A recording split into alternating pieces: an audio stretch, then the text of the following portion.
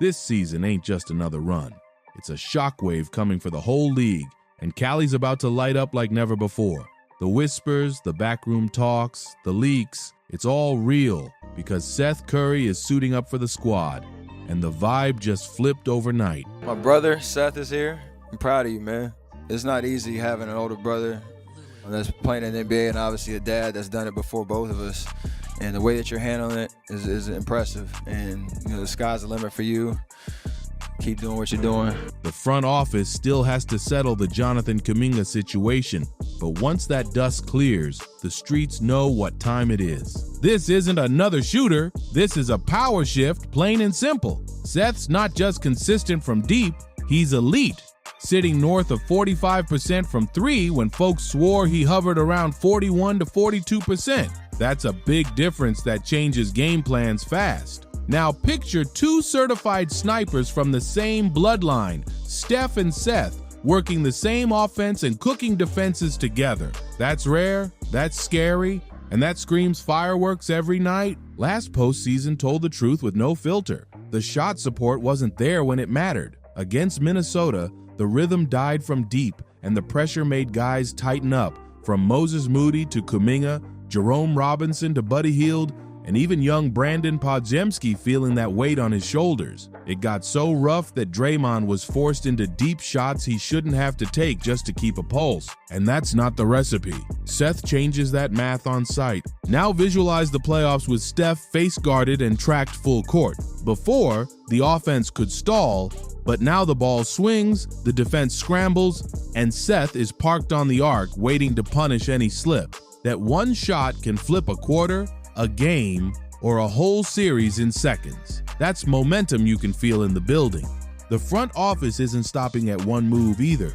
Gary Payton II brings perimeter clamps, DeAnthony Melton adds two-way bite, Al Horford offers playoff IQ, and the young fellas are lining up for their cracks at rotation minutes. Some prospects will stash overseas, some will grind G League reps, and a two-way guy in Santa Cruz keeps the pipeline humming. Options on options for the coaching staff to play with. But let's keep it real. Size is still the loudest problem in the room.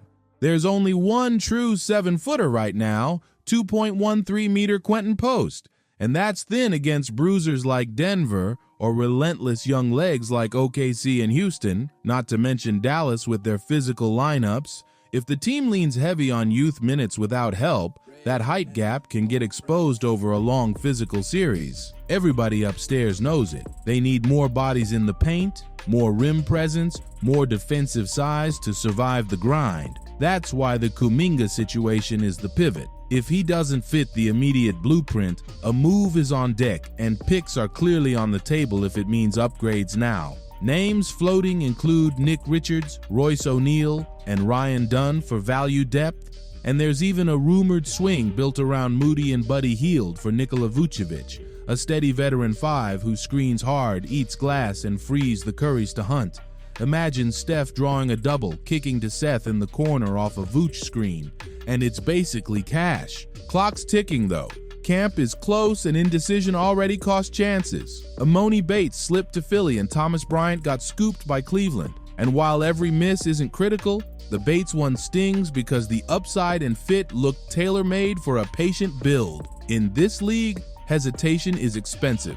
Agents get wary, players choose faster plans, and the market moves without you. Bottom line, Seth arriving screams, win now, not wait and see. That window doesn't stay open forever. And after 2027, it's rebuild mode whether people like it or not. Until then, it's ring chasing with intention, not hope. And every move has to be about May and June, not November box scores. This is the last big push of a dynasty that refuses to fade out quiet. Now toss in the wild card.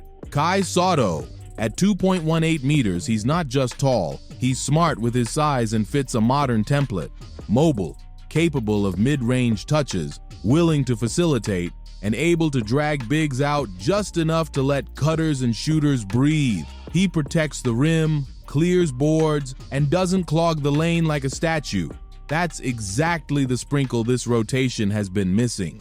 And the cultural impact would be massive. The Bay is home to one of the largest Filipino communities outside the Philippines, and Kai stepping into that jersey would hit way beyond basketball. We're talking packed stands, global streams buzzing, jerseys flying, and a fan base energized on 2 continents at once. That's marketing power and real hoop value in one move. But this isn't hype without substance. The kid went out, left home young, battled in Australia, sharpened in Japan's B-League, and kept stacking growth, resilience, and poise. That mentality spreads in a locker room. It pushes vets to lock in and young guys to buy in, especially when the mission is nothing less than winning now.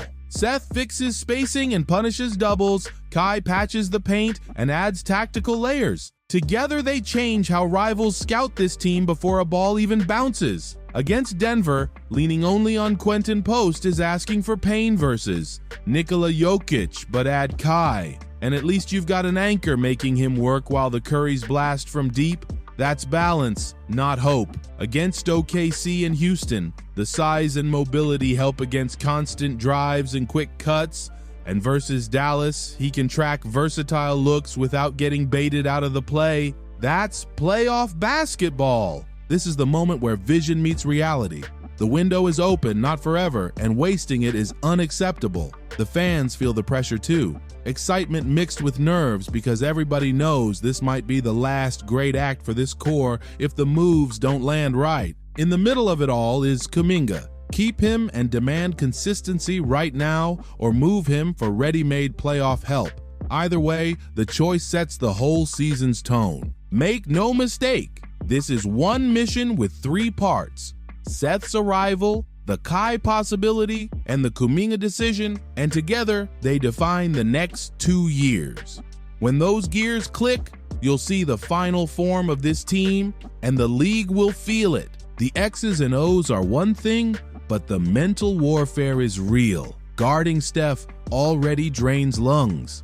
Constant motion, off-ball screens, and instant pull-ups that punish even a half-second nap. Add Seth to that picture, and every late rotation is a 3 to the soul that stacks pressure all series long. And if you layer in Kai's size as a backline problem, coaches have to burn their old just suffocate Steph and live with the rest plan. Now it's a puzzle with no easy answer.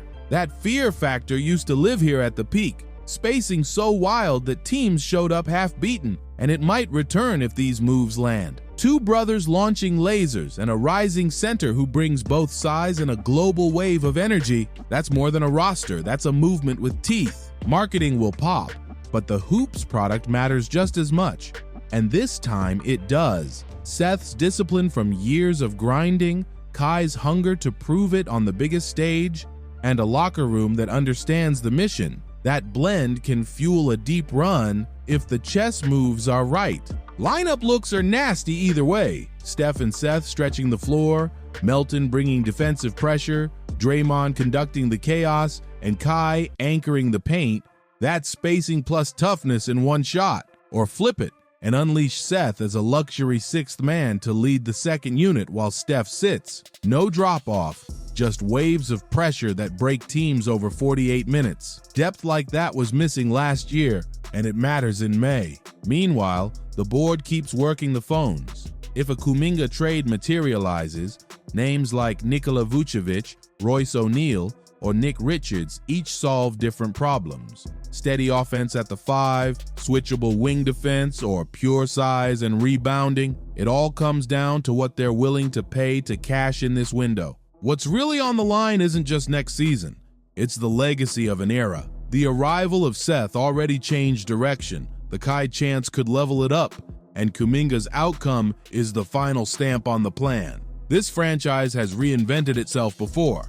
Now we find out if bold moves become banners or just headlines. So let's talk. Is the franchise on the right path, and can Seth and maybe Kai truly flip the season on its head? Drop your take, because your voice is part of this story. If you're rocking with this breakdown, smash like, hit subscribe, share it with your people, and turn on the bell. This saga's just heating up, and the next drops are packed with fresh intel and surgical analysis. See you on the next one.